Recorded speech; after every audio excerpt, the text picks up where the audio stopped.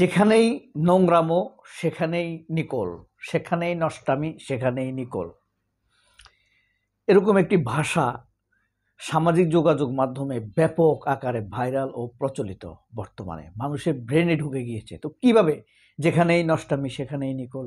আপনি দেখেন, মন্দর মধ্যেও মন্দ থাকে, খারাপেরও খারাপ থাকে, এগুলো আপেক্ষিক ব্যাপার। আপনি দেখেন, আওয়ামী লীগের তো 17 বছরে 22-23 জন মন্ত্রী, 72-73 জন মন্ত্রী ছিল অদল বদল করে, কেউ সাবেক হয়েছে, কেউ। সবগুলো শয়তান ইতর চরিত্রহীনের সাথে নিকোলের সম্পর্ক। দেখেন আপনি, এই আসাদুজ্জামান কামাল সবচাইতে বড় কসাই খুনি, এটা হইল নিকোলের দৃষ্টিতে ভালো, আপনারা সেই ভিডিও দেখেছেন। এরপরে সাইফুজ্জামান, যে নাকি 350টি বাড়ি আছে, আল জাজিরার রিপোর্ট, লন্ডনে, কত লেভেলের, কোন লেভেলের চোর, তার সাথে নিকোলের দুর্দান্ত হাগিং সম্পর্ক। ডাক্তার মুরাদ, কি মধুর সম্পর্ক ডাক্তার মুরাদের সাথে, যে নাকি মাহিয়া মাহিকে ধর্ষণ করতে বলেছে। তো এই নিকোলের সাথেই শাহরিয়ার কবিরের একটি টক শোতে শাহরিয়ার কবিরকে চরমভাবে অপমান করার চেষ্টা করেছেন নিকোল। আমন্ত্রিত অতিথির সাথে কি আচরণ করতে হবে, তার সভ্যতা, ভব্যতা, অসভ্যতার, কুসভ্যতার সকল সীমা অতিক্রম করে তিনি শাহরিয়ার কবিরকে আক্রমণ করেছেন, অপমান করার চেষ্টা করেছেন। কিন্তু সারা দেশের মানুষ, তরুণ, আবাল, বৃদ্ধ, বনিতা শাহরিয়ারের পক্ষে যেভাবে দাঁড়িয়েছে তা বিস্ময়কর। নিকোলদের মতো ইতরের পক্ষে দুই একটা ইতর, মুখোশধারী ইতর দাঁড়ায়নি তা কিন্তু না। সবার আগে নিকোলের পক্ষে দাঁড়িয়েছে ভয়েস বাংলার তথাকথিত সাংবাদিক, চূড়ান্তভাবে চরিত্রহীন সাংবাদিক মোস্তফা ফিরোজ। কোন মুখে এই সুরের বাচ্চা বলে যে এদের কারণে টকশোতে যাওয়া যায় না, শাহরিয়ার কবিরের কারণে নাকি টকশোতে যাওয়া যায় না? আজ পর্যন্ত বাংলাদেশের কোনো টেলিভিশন টকশোর কোনো অতিথি, কোনো উপস্থাপক শাহরিয়ার কবিরের কোনো যুক্তিকে চ্যালেঞ্জ করতে পেরেছে? পারেনি। তো সেই অসভ্য, ইতর আর কুপথের আপথের বহু সংসার, মাল্টিগামী, এদেরকে যারা বহু পুরুষের সাথে সম্পর্ক তাদেরকে বলে মাল্টিগামী।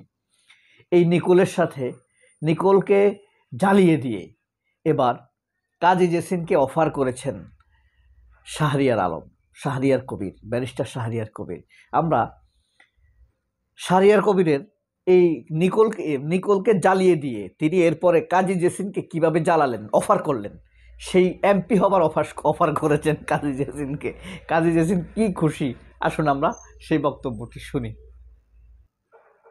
এবং আপনি যত সুন্দর ভোকাল, আমার ইনশাল্লাহ আমি আল্লাহর কাছে দোয়া করি আপনার মতো মেয়েরা জামাত ইসলামের হয়ে সংসদে আসুক, এবং ইনশাল্লাহ সে দোয়া যেন আল্লাহ কবুল করে, এবং আপনি জামাত ইসলামের হয়ে যেন সংসদে আসেন সেজন্য আমি খাস করে দোয়া করব। এবং আমি জামাত ইসলামের আমির জামাতকে এই কথাটা অবশ্যই পৌঁছাবো যে আপনার মতো মেয়ে, এত সুন্দর জ্ঞানী মেয়েদেরকে বাইরে রাখা ঠিক হবে না, এনাদেরকে সংসদে নিয়ে আসতে হবে ইনশাল্লাহ। এবার কাজী জেসিনকে সংসদ কাঁপানোর অফার করেছে শাহরিয়ার কবির। মানে আপনারা হয়তো অনেকে, আমিও যে কাজী জেসিনকে খুব ভালো বলছি তা কিন্তু না, তবে কাজী জেসিন কিন্তু একজন মজলুম, একজন অনেক নির্যাতন, মানে সাংবাদিক হিসেবে নির্যাতন সহ্য করছেন অনেক, তাকে দেশ ছাড়তে হয়েছে, তার অনেকগুলো চাকরি ছাড়তে হয়েছে। কাজী জেসিন অত্যন্ত মেধাবী এবং সাংবাদিকতায় অনেক নলেজ রাখেন।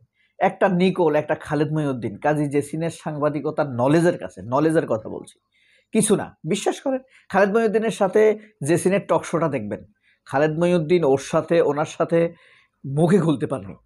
আমি বলছি না যে জেসিন খুব ভালো, তা বলছি না, জেসিমের মধ্যেও ইসলাম বিদ্বেষ আছে, তবে ওই যে বলছিলাম, ভালোর মধ্যেও ভালো আছে, মন্দেরও মন্দ আছে।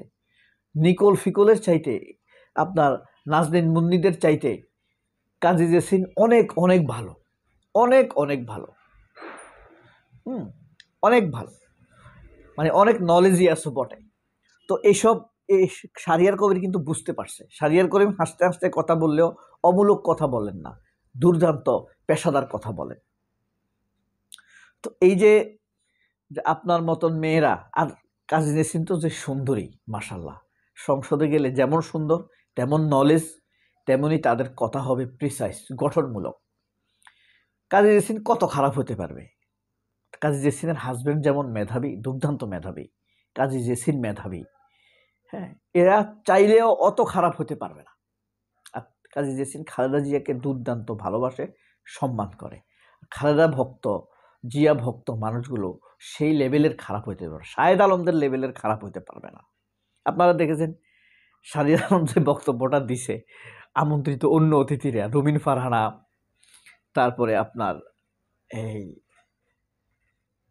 রেজাউল করিম রনি, হ্যাঁ, রনির সাথে রেজাউল করিম রনি কিন্তু আমার ফেসবুক ফ্রেন্ড ছিল, দেখাও হয়েছে। কবে?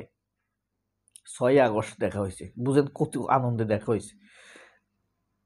সে এখন আমার আনফ্রেন্ড করছে, ওই যে তার সমালোচনা করি এই কারণে।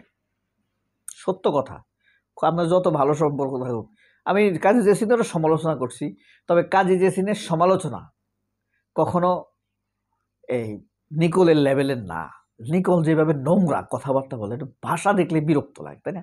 এক ধরনের স্যাঁচরা থোলা মেয়ে আছে না, আপনার দেখবেন এই কমলাপুর রেল স্টেশনে, আপনার ট্রেনে কোথাও গেলে আপনার পা জড়িয়ে দেবে, আপনার ভিক্ষা চাইবে। নিকোল হচ্ছে সেই লেভেলের স্যাঁচরা। শুধু নিকোল না, শাহবাগী সবগুলো এরকম, আওয়ামী লীগ সবসময় এরকম, যখন যেখানে সুবিধা। এখন আপনি দেখবেন নিকোল বিএনপির কাদের সাথে ছবি তোলে, কাদের সাথে সম্পর্ক গড়ে তোলে, সেটা ভবিষ্যৎ বলে দিবে।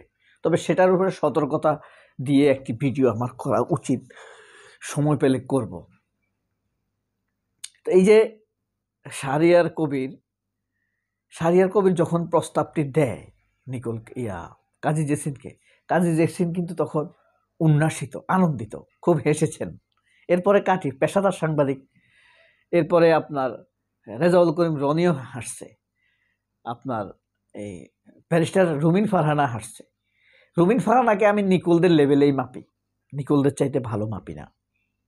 কিন্তু কাজী জেসিনকে আমি পছন্দ করি না, তবে কখনোই নিকোলদের লেভেলে নামাই না। কাজী জেসিন আমার কাছে সম্মানপ্রাপ্ত। সে অতপ্রতভাবে একজন জুলাই যোদ্ধা বলে আমি মনে করি এখন পর্যন্ত। তাছাড়া আসলেই সত্যি রেজাউল করিম রনিও জুলাই যোদ্ধা, রুমিন ফারহানা হইল পোল্টিবাজ, ওই একদিন নামছে। কাজী জেসিন যদি একদিনও নাও নামে, তবুও সে বড় জুলাই যোদ্ধা আমি মনে করি, নামছে এমনিতে। হ্যাঁ, আর যে সবচেয়ে বড় কথা, যে ধারণ করে সেই তো বড় বিষয় না। তো কাজী জেসিনকে শাহরিয়ার কবিরের এই প্রস্তাব, সংসদ কাঁপানোর প্রস্তাব কেমন লাগলো? নিকোলের ব্যাপারেও কোনো মন্তব্য থাকলে কমেন্ট বক্সে জানাবেন। সবাই অনেক ভালো থাকবেন। আল্লাহ হাফেজ। আসসালামু আলাইকুম।